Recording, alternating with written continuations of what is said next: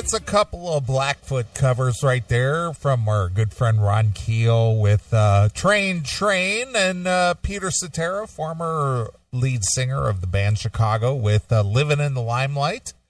And that discussion with Ron was probably one of the best we've ever had, Chris. He's good. He's always fun. Yeah, he's always a good dude. And, and I said it during the interview, and I mean it, Ron is always welcome to be third mic on the show anytime he wants. He called me right after. Apparently he's having a power outage. All right. So his power, that's why our screens went black, because his lights went off before his internet caught up. Oh, that's all right. I mean, we got him right at the very end, and, we finished out like pros. That's what I said. I even said to myself, well, at least you got the plug in. He did.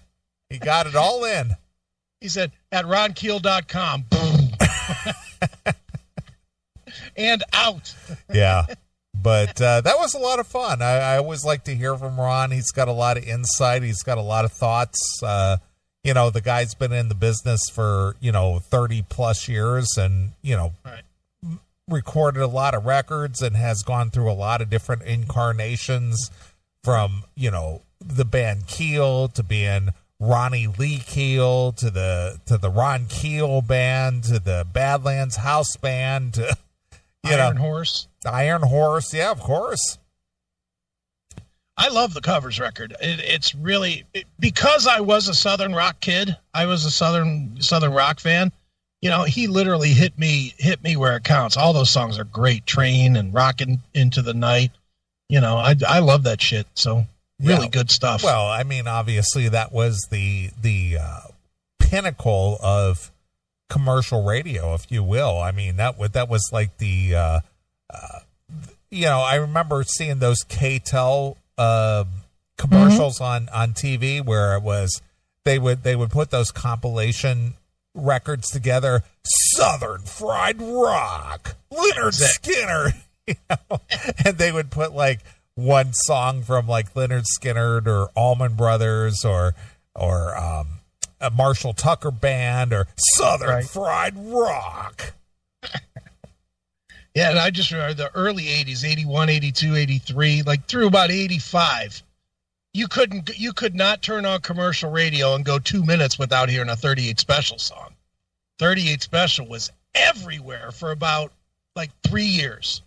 And then they went away. But how many hits did they have in those 3 years? 15? Yeah. And even bands like Tom Petty tried to capitalize on that too. Yeah, but Tom Petty wasn't as good. No, I'm not saying that he was good, but my point is that he tried to capitalize on that wave. Yeah. At that time, and the thing is that Marshall Tucker, Leonard Skinner,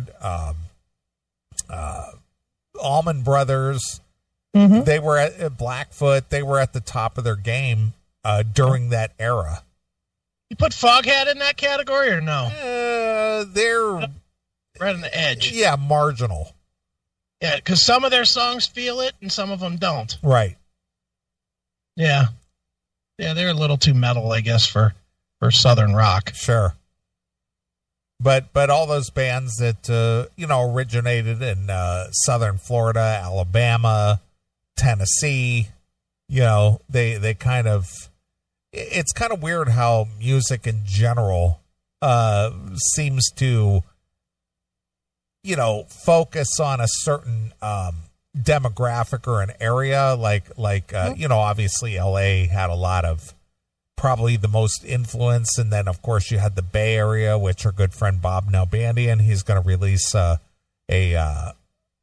Inside Metal for the Bay Area Godfathers, and then you had the Southern Fried Rock, and you had the New York influences, which you guested on the Skull Sessions to talk about the New York influences. Sure. And, one of the things that we talked to our good friend Bob Nalbandian about was the Midwest influences, especially Cleveland, because Cleveland had a lot of rock coming out of Cleveland.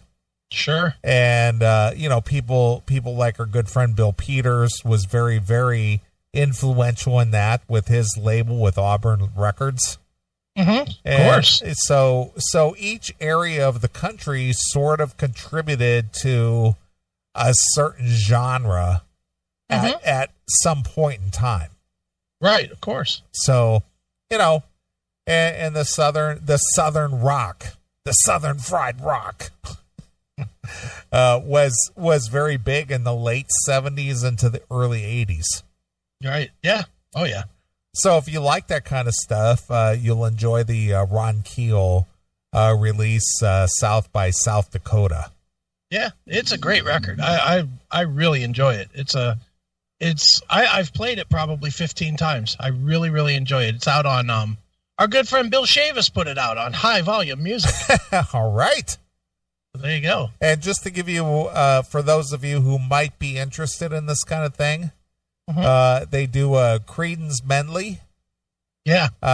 They do Fire on the Mountain, which Ron talked about a little bit. Flirting with Disaster, Molly Hatchet. Ghost Riders in the Sky, The Outlaws. Let's see here. We've got Mama Don't Let Your Babies Grow Up to Be Cowboys, which is Waylon and Willie Nelson. Yeah, Ramblin' Man. We also got Rockin' Into the Night. And Train, which I played. And then, of course, Leonard Skinner with Red, White, and Blue. Yeah. So it covers the gamut of that era. It does. Yep, very good stuff. Yeah, and it's quality. It's good production, great quality. Yeah. Of course, Ron is a great vocalist, and I'm not saying that because he's a friend, but because he really is a great vocalist. Yeah, he can sing, that's for sure. He does. He sings very well in any genre that he chooses to cover. So go get it. It's called South by South Dakota, the Ron Keel Band. Yeah, stop being cheap, you fucks. You all got free fucking money. Spend $15 of it. Go get it. Yeah, fuckers. Yeah, pal. All right. Well, you've been on a jag this week, or the last few weeks, actually, of interviewing bands. I've been killing it, huh? 30 interviews, 26 days. Yeah.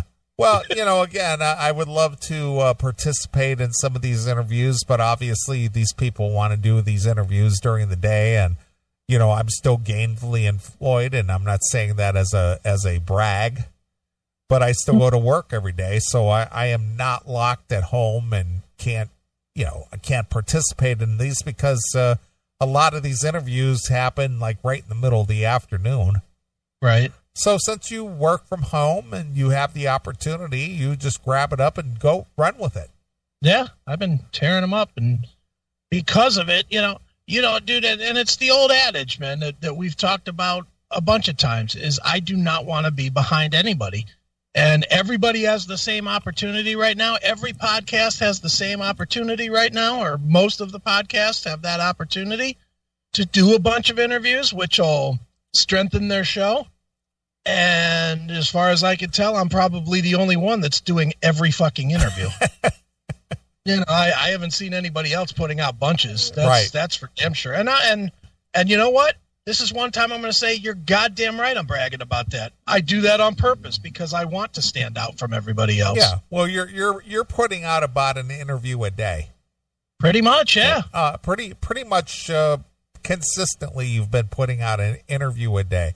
And I know that the interview portion of this show, or what we offer as far as content is concerned, is not the most popular contributions, but there are some people out there who really do enjoy that stuff. Others, they go, I'm not interested.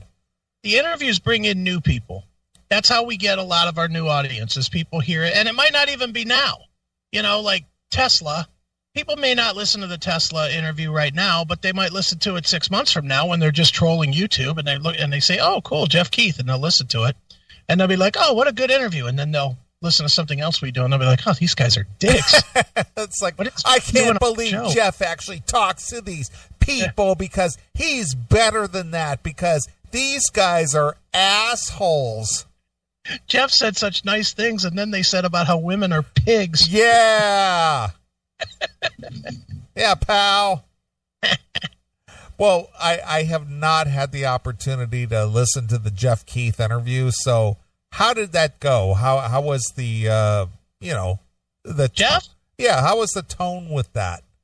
That was good. You know him. He's the eternal optimist, and the big thing, and I know the fans were wondering if I was gonna sack up and ask him about Shock and about Shock being influenced by Def Leppard, and ask him about the fan backlash to it. And I did. And I told him straight up that I was, I said to him, I said, look, this thing's gotten a lot of flack, and I'll be honest, I'm one of the people that gave it flack. I told him straight up, I didn't want to be, there's nothing worse for us to get an interview again than if they hear us fucking lie to them. Okay. All right.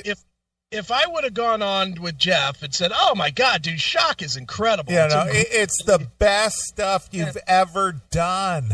You guys are better than ever with this." If I'd have done that and then he heard us ripping on it, right.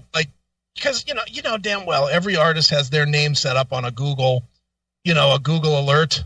They have their name set up in it, and if he would have heard that, then we're shit, and then he won't do the interview with us next time. So he did the interview, and I just told him flat out. I said, look, didn't like it. Told him which songs I didn't like. Told him which songs I did like. There's a couple songs on there that are okay. There's a couple of songs on there that I think would fit any record. And I told him that. The Mission. I don't know. I doubt you've listened to that album enough to get it. But the song The Mission is one that would fit on any Tesla record. But then the California Summer song or Taste This or whatever, Taste Like, those songs are just absolute dog shit, and I told him that, and he was cool. He was low-key. I think he appreciated that I told him straight up, not a fan of the record, but I still let him talk about it. And I asked him if he felt the backlash, and he said yes. He said, of course he heard it. He said, most fans that talked to him didn't give him shit, which, gee, that's a shock. But, he definitely said that he heard it, and he understood that they were doing something different, and he understood that it wasn't something that everybody was going to like. So it was cool. It was cool. I like Jeff. I really enjoy him, talking to him. What's crazy, and this will crack you up. When the last time I interviewed Jeff was? I had to look it up. You've interviewed him the last 2 or 3 times that we've talked to him. You did solo ones. The last time I interviewed Jeff Keith was for the Bar 7 record. Okay. That's what, 95? Yeah. It was, that's a long time ago. Yeah. Dude, that was when I interviewed him for that, I was writing for Scene. That's how long ago it was that I interviewed Jeff Keith. Yeah, and I went to see the Bar 7 show at the Odeon. Great record. Yeah, this was after Tesla broke up and Tommy Skeoch and Jeff Keith were playing together, and I had the opportunity to hang out with them after the show, and of course the fanboy question was, and I'll never forget this as long as I live.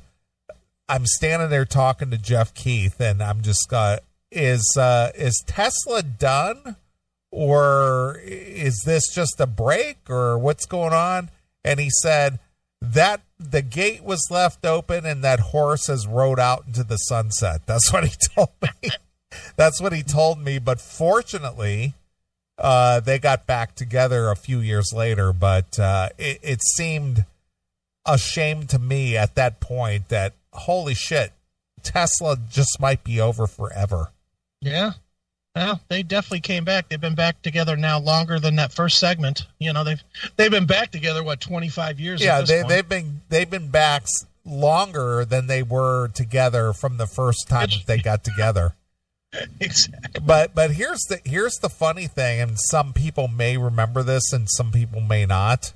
Yeah. But during the heyday of Metal Sludge, they set me up to talk to Jeff Keith and do a Metal Sludge 20 questions with him. Okay. And they were playing in Pittsburgh.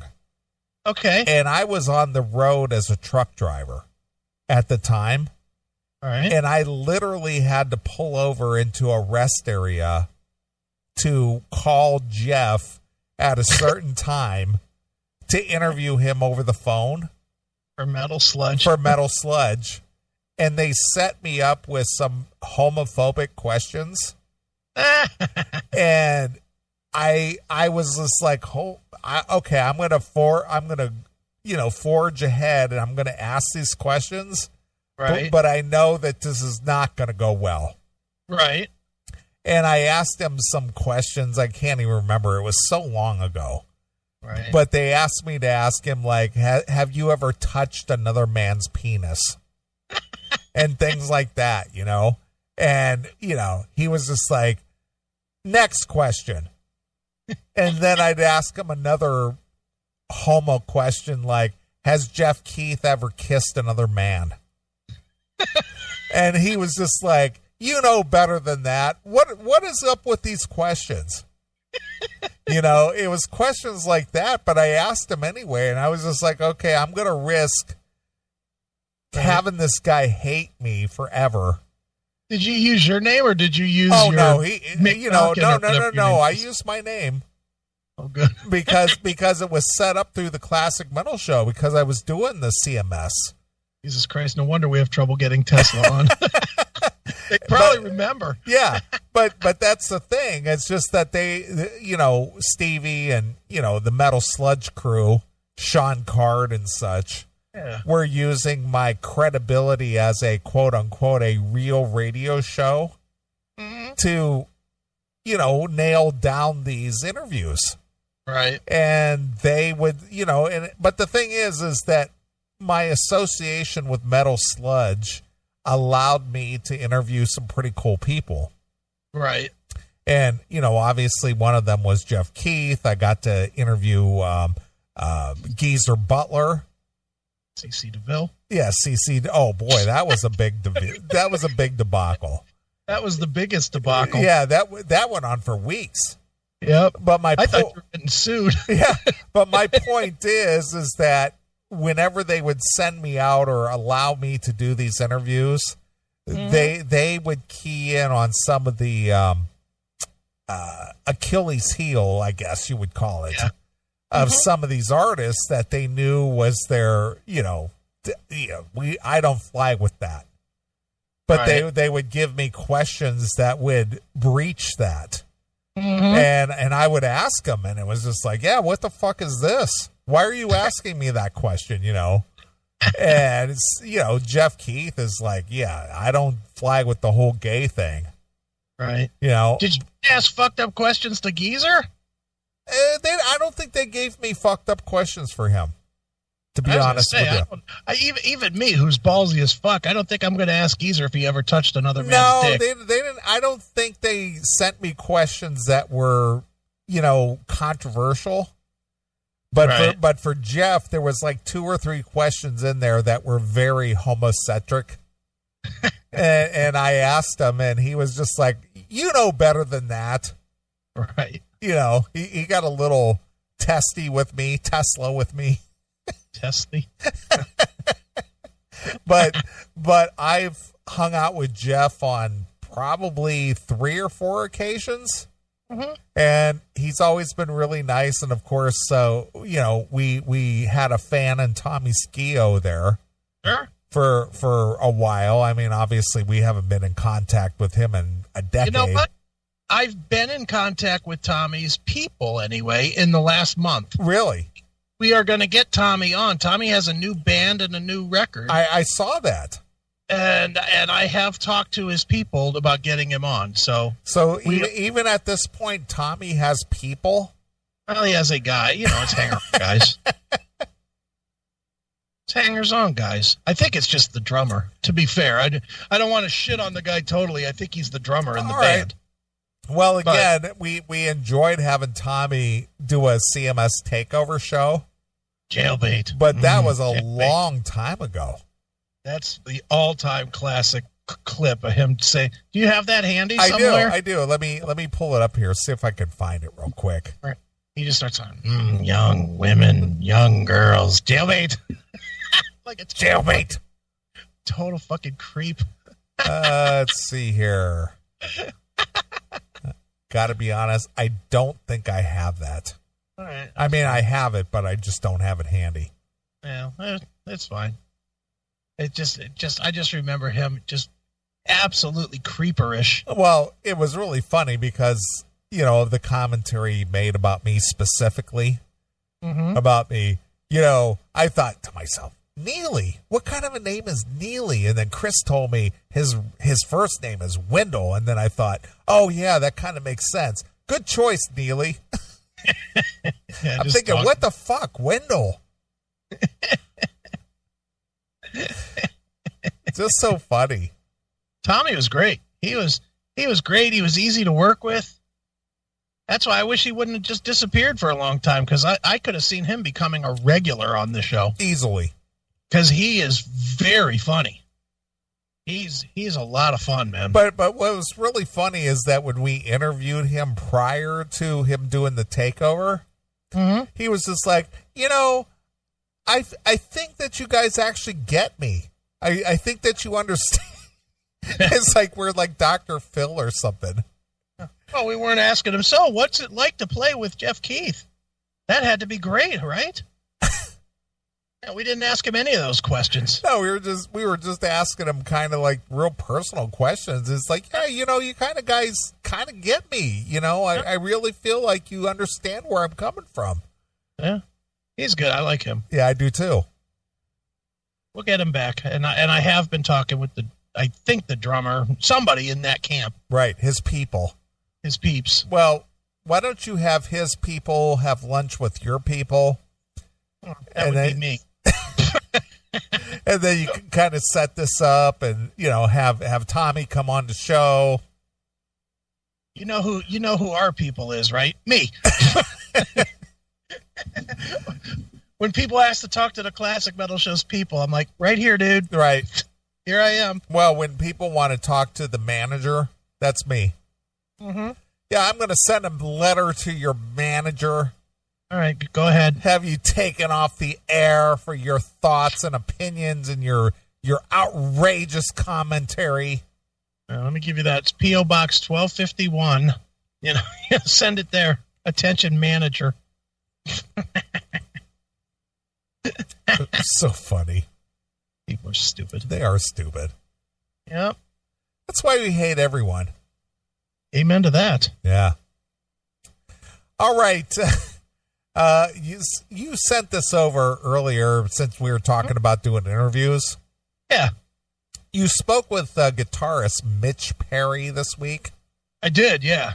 If people are not aware that Mitch Perry worked early on with a couple of our good friends. Do you know who I'm talking about? Well, Ron Keel, for one. Well, he worked with him, but who else did he work with? Our good buddy Bobby Blotzer. Well, no, I'm way before that. I don't know. Aerosmith? I don't know. He's worked with about 1 billion people. No, he's worked with our good friend Ralph Saenz. Oh, has he? Yeah, he was in a band with Ralph really early on back in the 80s. Did not know that. 7% Solution. Oh, he was in. I remember that band. I didn't know he was in it. Yeah, and he worked with our good friend Sean McNabb. In what band? Same band. Oh, all right. Mitch has been around. He's worked with Lita Ford and, you know, a ton of people. Yeah, he's been with a bunch of people. I think he still plays with Lita. I know right now he's playing with Sweet. Okay. He said that because he mentioned in the interview that the Sweet gigs were canceled. Well, so he's his most current, outside of the Mitch Perry group, the new record, is with Sweet. Right. Well, Mitch Perry is kind of a guitarist for hire guy. And you spoke with him this week. I did. So what were you conversing with him about? Well, he has a band, a new record called Music Box, which is called the Mitch Perry Group. and I sent you the link. It's a pretty cool record, actually. If you like barroom rock, it's just what it is. It's like classic rock. It's just, it's the shit that you would listen to at a bar while you're drinking shots and chasing it with beers. Dude, why do you have to say it's the shit you would listen to? Because it is the shit that you would listen to. Is it shit, though? Well, it's okay. All right. I mean, it's good. I like it. Yeah. I like it. Well, it's just classic rock. Yeah, just straight up rockin' shit. I like it. Okay. Shit can be good. If it's the shit, it's good. Right. And I would say this is the shit you listen to. Okay. So I like it. But yeah, we were talking about Music Box. And even before you play this clip, do you have that link that I sent you? I do. Click that link. They do the oddest cover of the Stones' Jumpin' Jack Flash. Okay. It literally, I didn't even know it was a cover until like the third time I listened to it because it's so rearranged and so different. And I was like listening to it in the background. I wasn't looking at track names or anything. I just had it on. And I didn't notice it until like the third time through. I was, when I was getting ready for the interview, I was like trying to pick out some names of a couple of songs to talk to him about. I was like, holy fuck, Jumpin' Jack Flash. You got to be kidding me. Then I listened to it again. I was like, wow, what an interesting take on that song. All right. Well, let's play some of it. All right, play a little of that.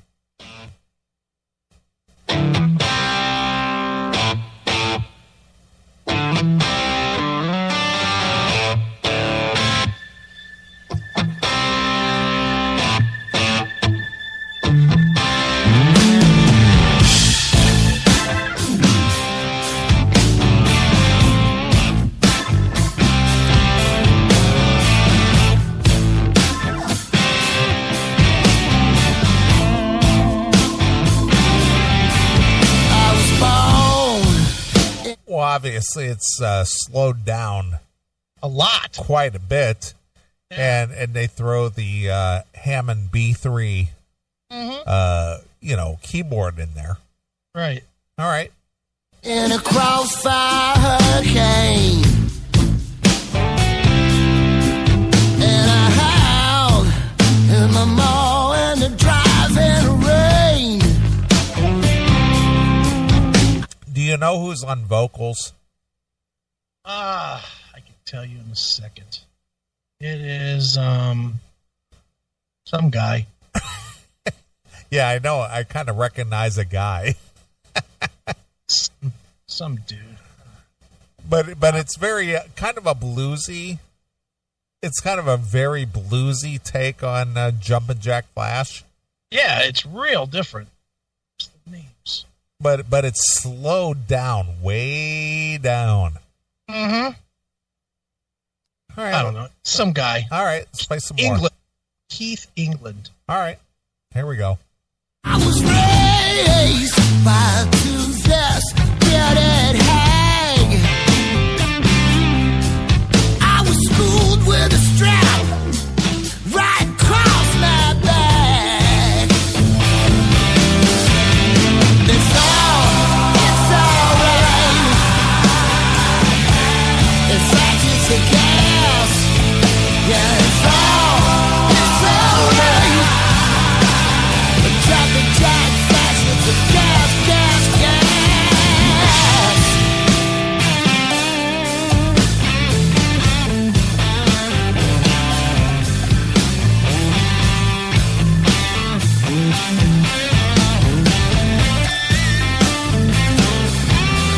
I was drowned, I was washed up and left for dead. I looked down at my feet and I saw they bled. I frowned at the crumbs from across the bread. I was crowned with a spike right through my head. Well, to be honest with you, I kind of like it. Yeah, I like it. Oh, don't get me wrong. I'm not shitting on it at all. I like it a lot. I listened and listening to it as background music, I did not even pick up that it was the Stones. Yeah, because, obviously the tempo is really different. Mm-hmm. And the vocal style is different and the whole organ thing. It's cool. This whole album is cool. If you want to, dude, you can pick through some of it. Play like Saint Valentine. Play a little of that. Give people a good taste, because I like this record. It's called Music Box by the Mitch Perry Group. All right, I knew a girl who had a music box. Mm-hmm, a tasty music box. Exactly. Here we go. Happy ain't a word that it used to describe my time. Till I settled down and didn't waste it all just trying. Then it all fell into place. You could tell by the look on my face. I had everything I needed and I didn't need no more than that. Oh no, here we go round again.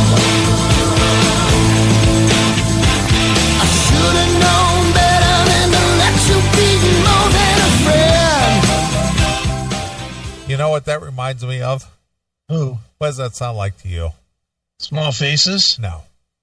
That's to me. No, this is what it sounds like to me.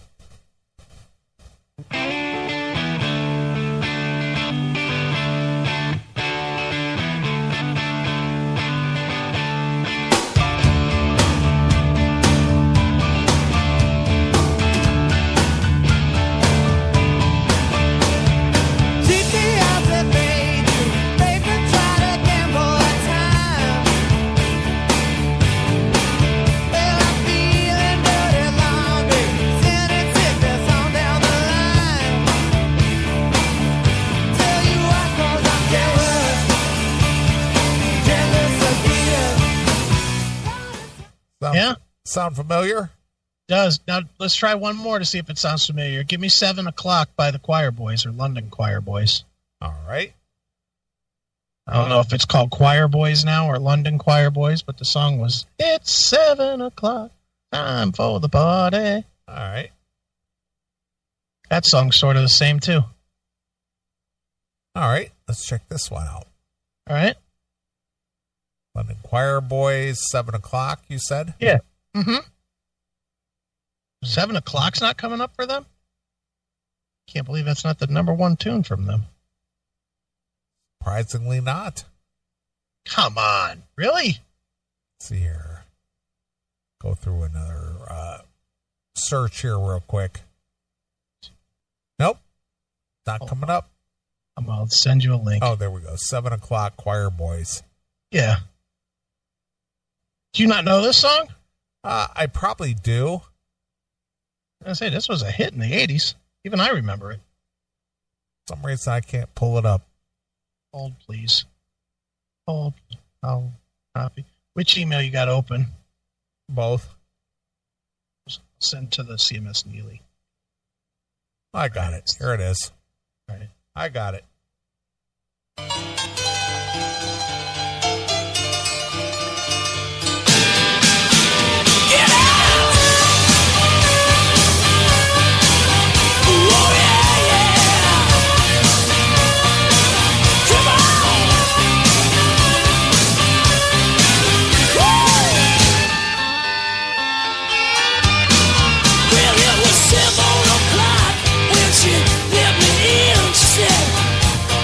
Sounds very Rod Stewartish.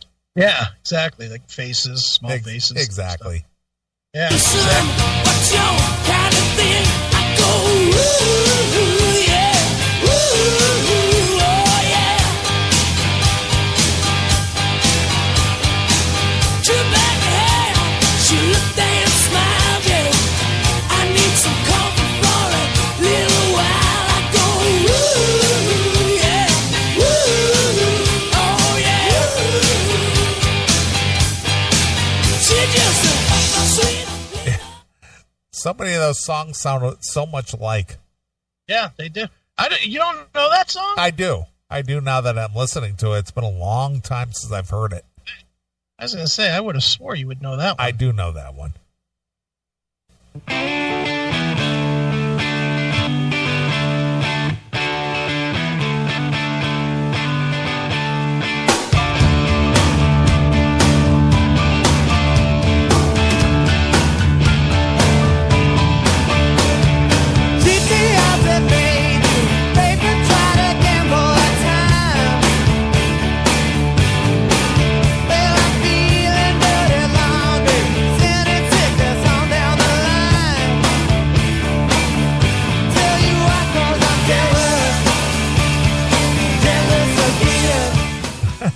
So, and here's the Mitch Perry song. All right. Let's see here. Chipper said he wants to hear more Black Crowes, by the way. All right. He said, for the love of God, please play more Black Crowes.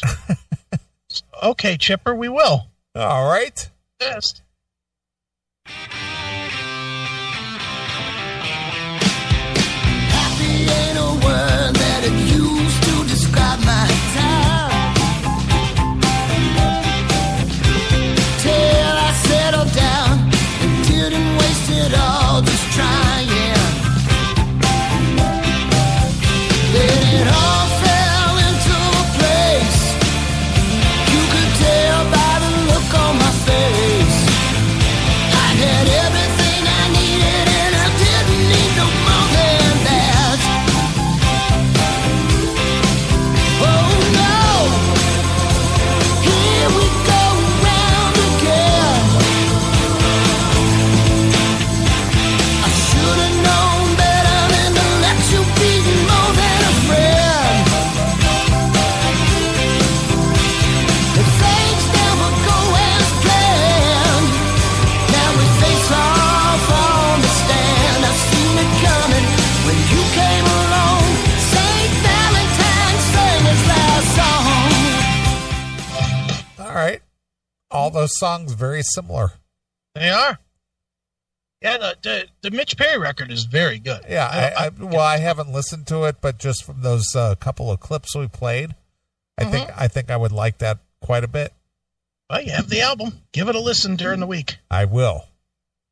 Very good stuff. All right. Well, so you interviewed Mitch Perry, I did. which he's out there promoting like a lot of other people since everybody's kind of shut down. Nobody has nothing else to do. They talk to Chris Aiken. Now, before we even get into this, Yeah. I want everybody to listen very clear. Jackal, I'm speaking directly to you. Uh-oh. If I see one more Deep Purple reference in that chat room, I'm going to throw you out. One more Deep Purple picture, one more Richie Blackmore picture, one more Deep Purple album cover, I'm going to boot you. Yeah, pal. End of the story. You see my name lit up in red at the top of the page? That means I'm an administrator and I have the power to just boot. That's it. I'm You done. guys can't see. He's flexing his muscles over here. He's like, "Fuck yeah!" I'm man. done with the Richie Blackmore. I am so done with the Deep Purple. This has been going on for months and months and months. I am so fucking done with it. All right, so he posts a step.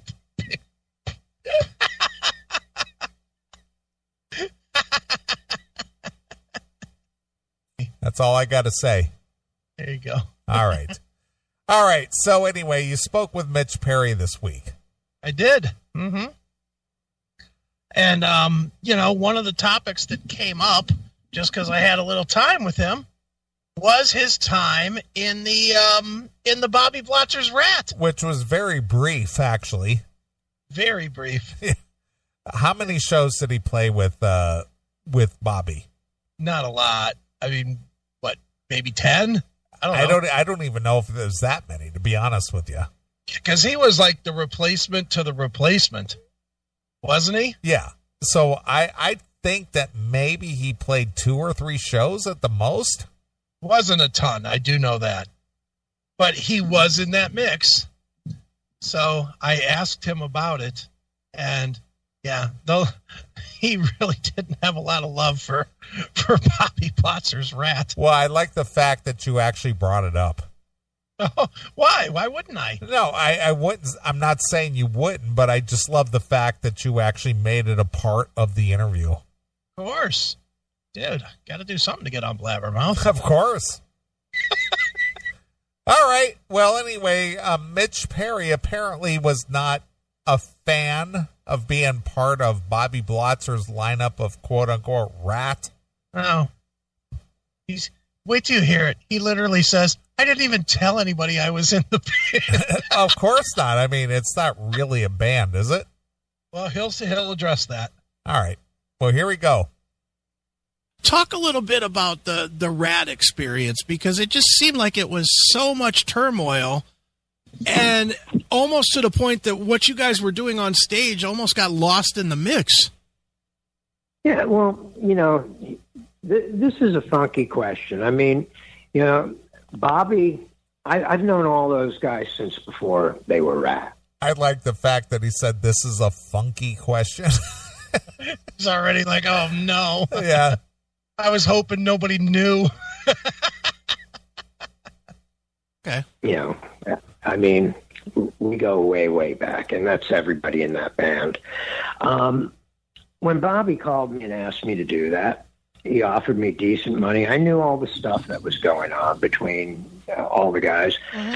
And I said I would do the gig, but I also kind of kept it at arm's length because, I mean, from my mind, even though I was out there playing Ratt songs and it was Blotzer, it's not Ratt. Right. Whatever anyone wants to call it. I mean, it's so because of all the peripheral bullshit, it wasn't as an enjoyable an experience as it could have been.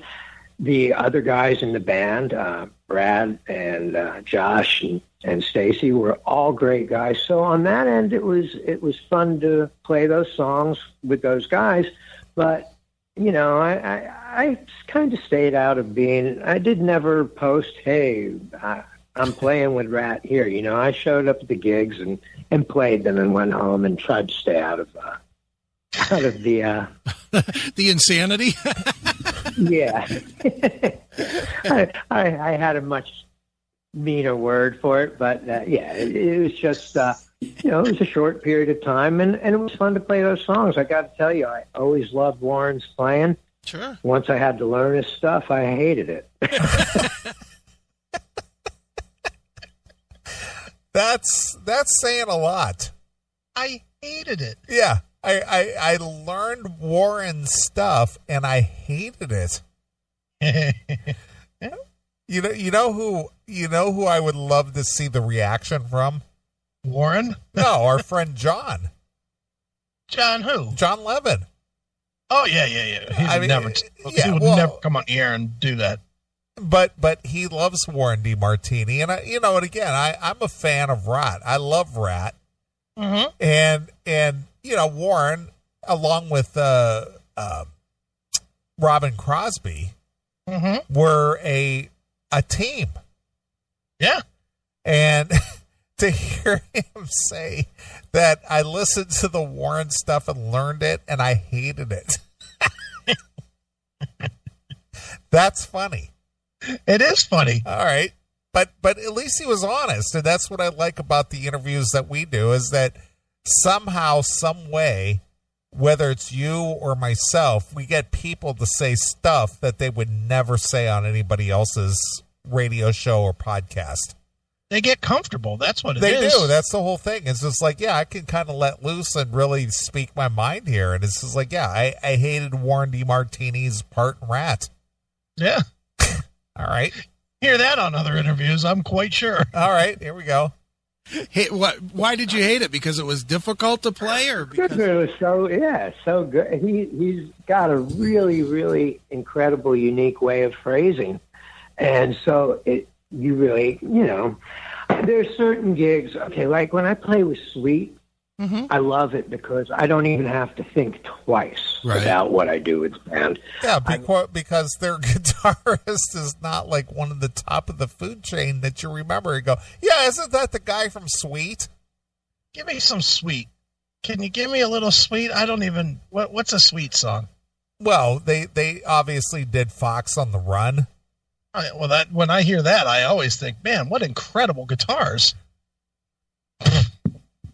But that's kind of my point, is that Sweet were one of those bands that maybe you wouldn't go, yeah, isn't that the Sweet? Sweet is what?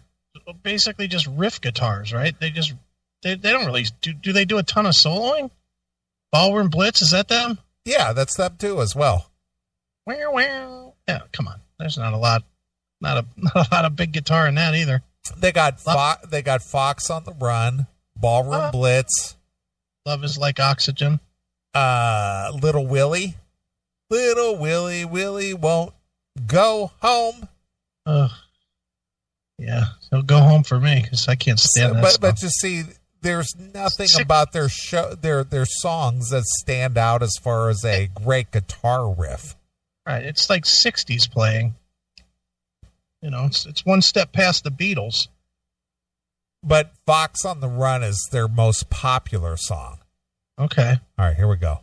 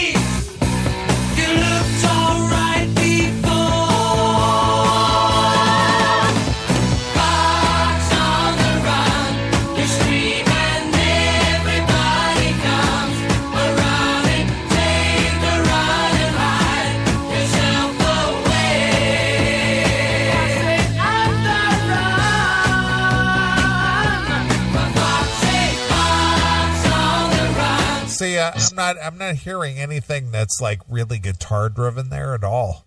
Mitch may not even wake up to play these gigs. It's more of a harmony vocal type thing. Yeah. So and riffs. That's all that is. Just riffs. Yeah. So here's Ballroom Blitz. Of course, Crocus, covered this and kind of reemerged it back in the 80s. Yeah. Here we go.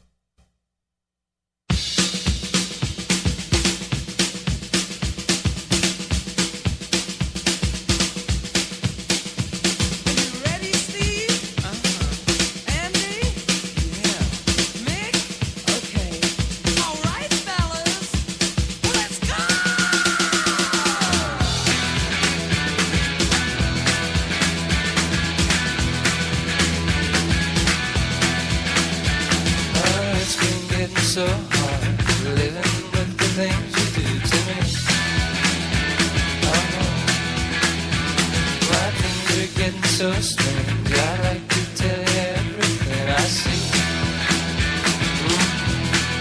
Oh, I see a man at the back. As a matter of fact, his eyes are as red as the sun. And the girl in the corner, let no one ignore her, 'cause she thinks she's the passionate one. Oh, yeah, it's like lightning. Everybody was frightening, but the music was soothing, and they all started grooving. And the man at the back said, everyone attack, and they turned into a ballroom blitz. And the girl in the corner said, boy, I wonder why you it'll turn into a ballroom blitz. Ballroom blitz, ballroom blitz, ballroom blitz, ballroom blitz.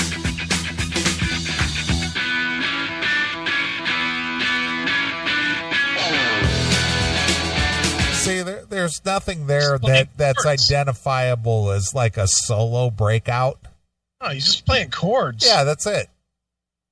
So yeah, that's for a guitarist, I would imagine that's easy enough because there's nothing really identifiable about that. You could show up to the show and listen to a song once in your headphones and probably play it. Yeah. So yeah, to try to mimic Warren DeMartini or Robin Crosby, yeah, that would kind of be a pain in the ass because it's like, yeah, if I don't play these note perfect, people are going to start throwing Rotten Tomatoes on the stage. Yeah, exactly. Here's another one.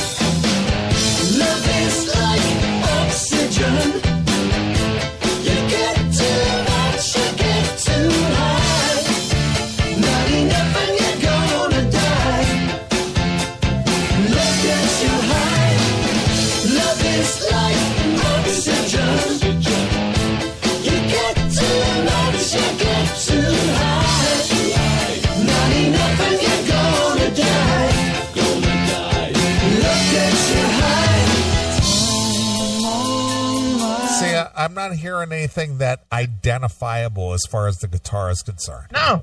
Good songs, good simple songs, but I guess that was Sweet's thing, is sweet and simple. Yeah. Very easy. Yeah, but it wasn't like these guitar solos that, kind of like stood out. Yeah, I guarantee you nobody's going up to Mitch Perry going, holy fuck, you're in Sweet now? Jesus. Jesus Christ, Yngwie, where you been? Exactly. No, I'm sure that's not happening. Yeah, so I can kind of understand his thoughts between playing in Ratt, quote-unquote Ratt, the Bobby Blotzer version, as opposed to playing Sweet. Just so funny that he said, yeah, I hate this. Yeah, of course, because it's like, yeah, I got to play note perfect or people are going to be upset about it. Exactly. I hated it. Yeah. All right, here we go. If I play around with a song, I think the DNA in my playing must be similar to Andy Scott's because everything just seems right and seems natural, and it's a piece of cake. When I played in Ratt, don't get me wrong, I love all those Ratt songs. Sure. But that's not how I play. So it was a real chore to have to learn how to play them and make them sound good. And, and that's part of the gig. There's certain gigs you can go in and play and just play your own way, and it's fine. But in a gig like that, where Warren is such a great guitar player and such a stylist, you're selling the fans short if you don't at least try to, play the solos the same way, because they're pretty iconic. All right, well, I get that. Yeah. I get that, and I like the fact that he was being very honest about that. It's just like, yeah, I don't play like Warren DeMartini. No, he definitely admitted that. It's like I don't have that signature sound. Mm-hmm. Yeah, I play chords. Yeah, I play rhythm. I play chords like you might hear during sound check. All right. Well, I appreciate the fact that he was honest about it. Yeah. Yeah, he definitely didn't sugarcoat it any. No, not at all. Too funny. Well, good for him, and I'm glad you drew that out of him. Absolutely. That was good. Yeah. Well, I try. I liked it. Just listening to that, it's just like, yeah, I found, basically what he was trying to say is that playing Warren DeMartini was a pain in the ass. Right. It's too hard. Yeah. I'm not a notable soloist. No. I'm a guitarist, but I don't play recognizable solos.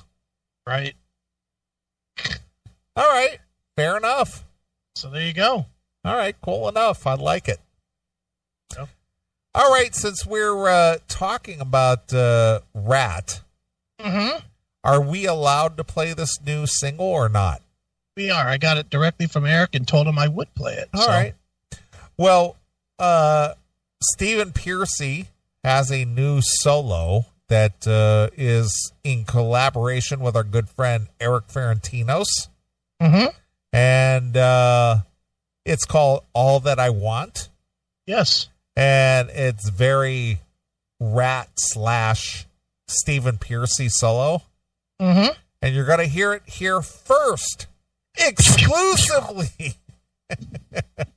on the Classic Metal Show. So our good friend Eric sent this over. I actually heard this when I met up with Eric during the Bow Wow Wow shows. Okay. He played this for me over the phone, but it wasn't finished. Right. But I liked it. It's if you like Ratt or if you like solo Stephen Piercy, you'll like this song. That's all I can say. All right. What was your thoughts when you heard it? I'm going to be honest, I haven't listened to it. Really? No, I got it. I asked Eric for it. He sent it, and I just sent it right to you. I figured I'd hear it on the show. Okay.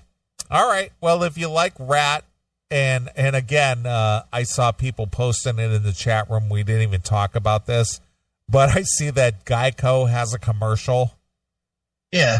Where a couple is talking about buying a new house and they have a Ratt problem.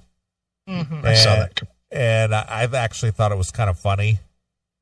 Yeah, it's cute. I didn't know who those guys were with Stephen Piercy. Well, I did recognize Juan. I didn't get the reference because it was Stephen and a bunch of other guys. But there is a Geico commercial out there. If you look it up, it's called A Ratt Problem.